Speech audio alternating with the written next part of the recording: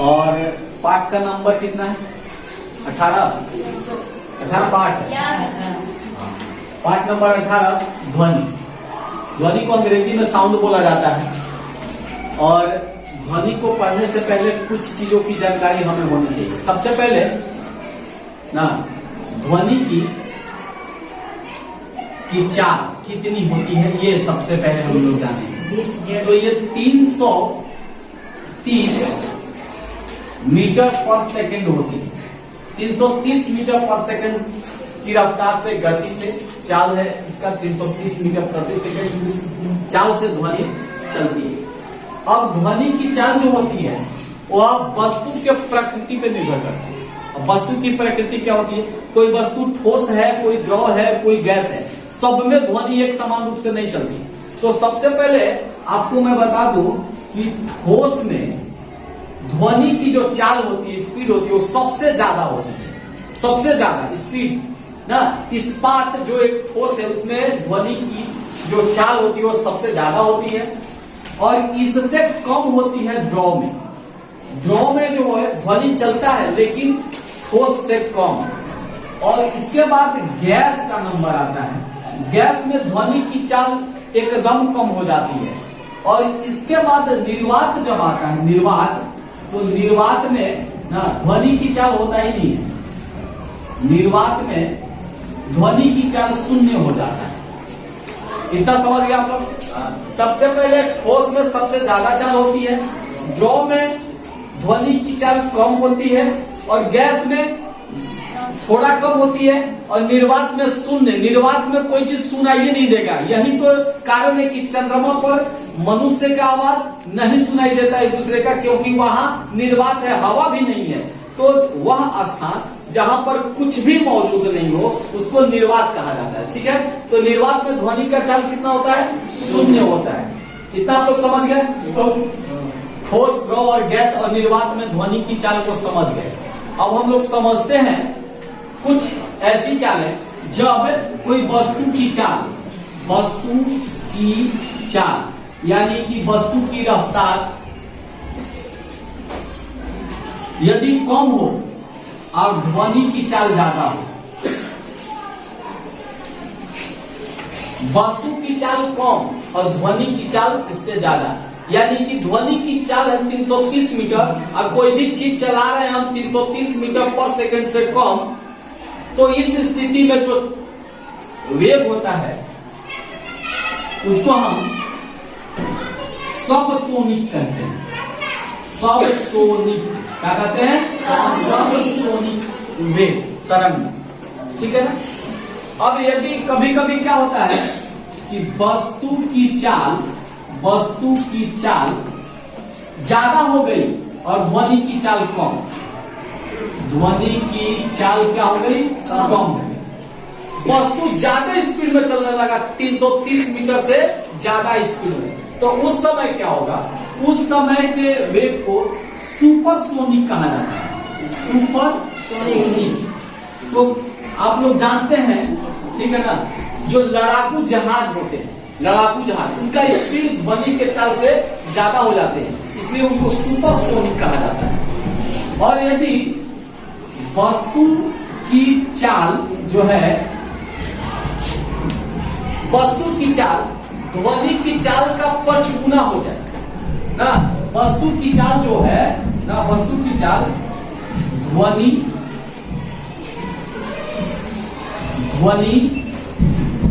की चाल का 5 गुना हो जाए, 5 गुना। वस्तु की चाल यदि ध्वनि की चाल का 5 गुना हो जाए, यानी कि जो भी चीजें चल रही है वो 5 गुना से चले, 330 मीटर का 5 गुना से चले, तो उसको कहा जाता है हाइपरसोनिक। हाइपरसोनिक।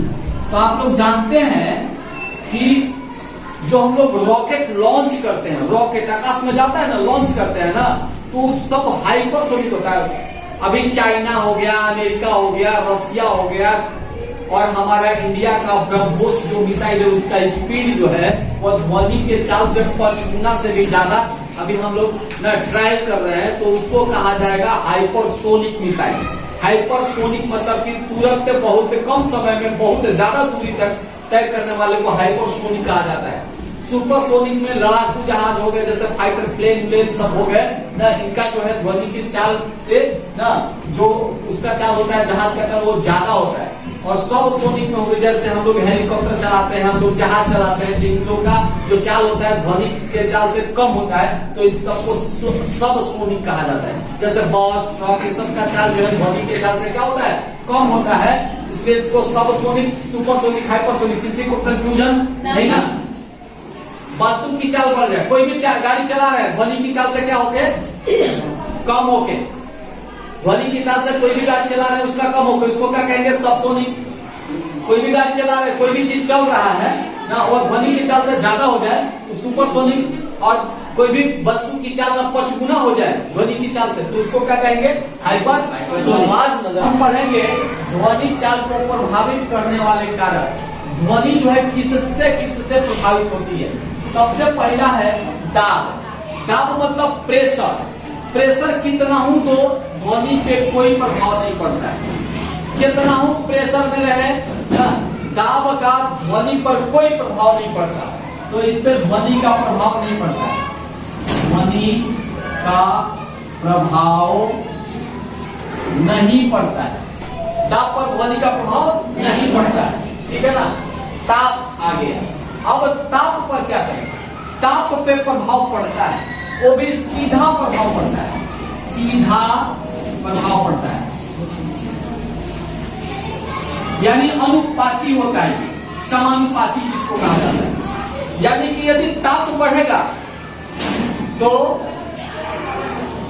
ध्वनि की चाल क्या हो जाएगी, बढ़ जाएगी। तो एक आर्द्रता पर सीधा प्रभाव पड़ता है। ये क्या होता है आर्द्रता, तो हवा में नमी की मात्रा को आर्द्रता कहते हैं। आर्द्रता यदि बढ़ जाएगी तो ध्वनि जो है वो बढ़ जाएगा। अब देखो कैसे, बरसात के मौसम में जब पानी पड़ के खत्म हो जाता है तो उस समय आर्द्रता बड़ी होती है, उस समय आवाज जो है ना साफ साफ सुनाई देता है। अब ये वो है प्रत्यास्थता। प्रत्यास्थता क्या होती है, वो भी सीधा अनुपात रहता है, यानी कि कोई चीज ताने, अब फिर उतना रबर देखे हो ना, चाहे कोई स्प्रिंग देखे हो, तो ऐसे ताने फिर अपने जगह पे आ गया, ताने अपने जगह पे आए, तो उसको प्रत्यास्थता कहते हैं। तो प्रत्यास्थता यदि किसी चीज की बढ़ गई तो ध्वनि बढ़ जाएगा, ठीक है ना।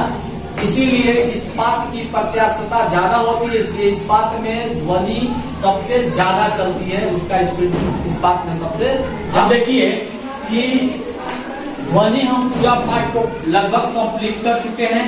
कान का जो फिगर है, संरचना है कान के बारे में, वो हम कल के पाठ में पढ़ाएंगे। और आज जो है वह अंत में 2 टॉपिक रह गए हैं। तो एक होता है प्रतिध्वनि। कभी कभी हम माइक में बोलते हैं तो हमारी आवाज को थोड़ा ना 1-2 बार और रिपीट कर देता है, तो उसको कहा जाता है इको। इको समझ रहा होगा ना, माइक में बोलते हैं तो हेलो हेलो हेलो 2-3 बार करके बोलता है, तो इसको इको कहा जाता है। तो इको आखिर कब ना, किसी खाली मकान में ना, मकान की ऊंचाई थोड़ा ज्यादा है, खाली मकान में जब हम बोलते हैं तो हमारी आवाज को 2-3 बार रिपीट हो जाता है। बड़े बड़े जब हम जाते हैं कहीं बड़े बड़े महलों में घूमने के लिए, जैसे में किला उला, रोहतास किला पे हुआ है ना, तो रोहतास किला में कोई कोई बड़े बड़े मकानों में जो जाते हैं और बोलते हैं, चाहे शेरशाह के रोजा में देखा होगा, शेरशाह के रोजा के अंदर जब हम जाते हैं और बोलते हैं, एक बार बोलेंगे तो उसमें से 2-3 बार मेरे आवाज क्या होता है, टकरा कर आता है, तो उसको कहा जाता है इको। तो इको के लिए 16.5 मीटर की दूरी, जहां से हम बोल रहे हैं वहां से दीवार तक की दूरी 16.5 मीटर होनी चाहिए। 16.5 मीटर से कम रहेगा तो आवाज सुनाई नहीं देगी।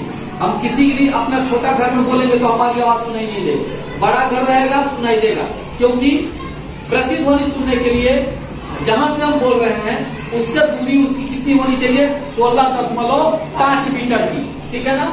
उसके बाद लास्ट में एक टॉपिक है कि ध्वनि पर आखिर कितना कान पर प्रभाव उसका पड़ता है, कितना समय तक हमारे कानों में वो रहता है ध्वनि का प्रभाव जब सुनते हैं तो मात्र वह 1/10 सेकंड तक प्रभाव रहता है। हमें कोई आवाज सुनाई दिया तो वह मात्र 1/10 सेकंड तक हमारे कानों पर प्रभाव रहता है। यदि इसको दशमलव में व्यक्त करेंगे तो 1 लिखकर 1 अंक के बाद दशमलव, यानी कि 0.1 सेकंड, 0.1 सेकेंड, ठीक है ना। इतना तक हमारे कानों पर ध्वनि का प्रभाव रहता है। तो इस तरीके से अब हम लोग कल करेंगे। आज का वीडियो यदि आपको अच्छा लगे तो प्लीज़ सब्सक्राइब कर दें और दोस्तों के साथ शेयर कर दें। धन्यवाद।